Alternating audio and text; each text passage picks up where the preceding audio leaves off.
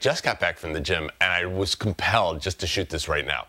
You see, a few months ago, I began a new approach to my personal fitness. I'm going to call it a quest rather than a program. And along the way, I decided that I wouldn't set goals in the traditional sense. Instead, I decided what I was going to do. I decided to focus exclusively on the things that I would do, for instance, how much I would eat, how much and how often I would exercise, things like that. And it's not that I'm ignoring results. In fact, I am measuring them. I'm still interested in things like body composition, my speed, how much weight I can lift, and so on. And I still have objectives for each of those, but not in the traditional goal-like way. Now, of course, I care about those things. I'm just not convinced that I can really control them. And I find that worrying about things that I can't control, for me, mostly leads to frustration and obsession. So I've decided to stop doing that. Now, here's the interesting part. It's been working amazingly well, which means for me, I've been getting stellar results. So I started thinking about, well, how does this apply to business growth? And I think it's pretty important, and I wanted to just spend the next couple minutes talking to you about it.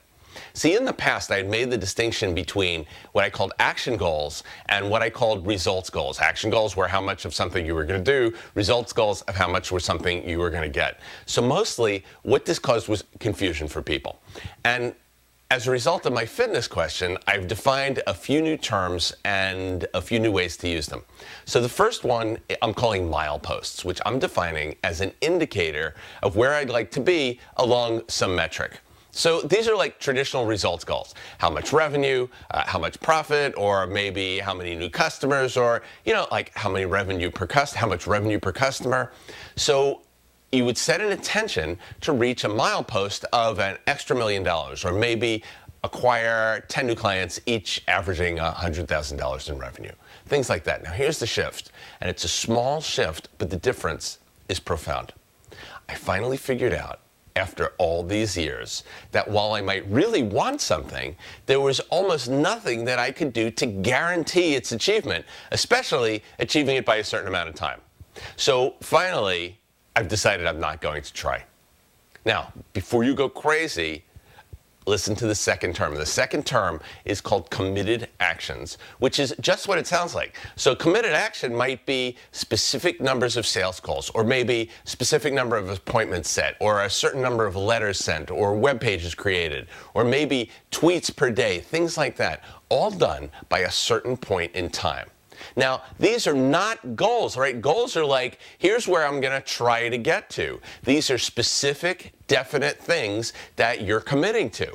And the trick is to decide what those committed actions need to be. And I would do that.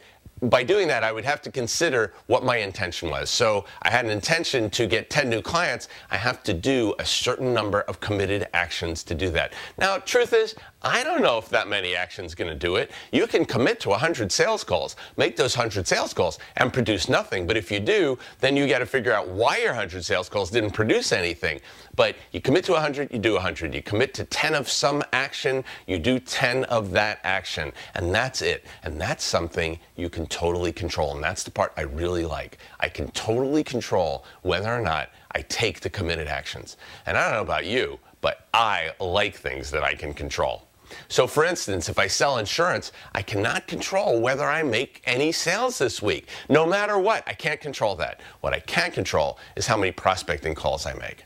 If I have an e-commerce store, I cannot control my revenue, not directly. In fact, I can't even directly control my traffic. What I can control is how many links I purchase, or how many new keywords I buy, or what budget I set. I can control things like that. So I commit to absolutely doing the things that I can control, and then I measure the impact on my mileposts. And then I evaluate what to do next in the area of things that I can control.